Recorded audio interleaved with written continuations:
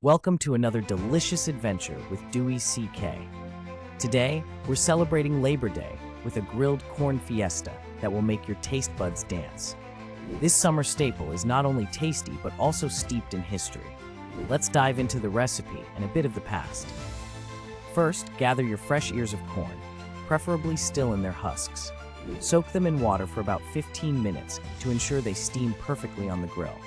While the corn is soaking, preheat your grill to medium-high heat. Now, let's talk history.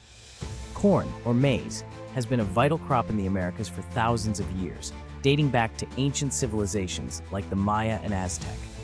It's no surprise that this golden gem is a favorite at summer cookouts.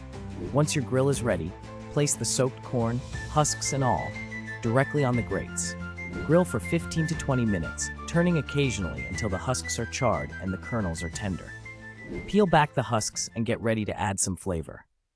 Brush the grilled corn with a mixture of melted butter, minced garlic, chopped cilantro, and a squeeze of lime juice.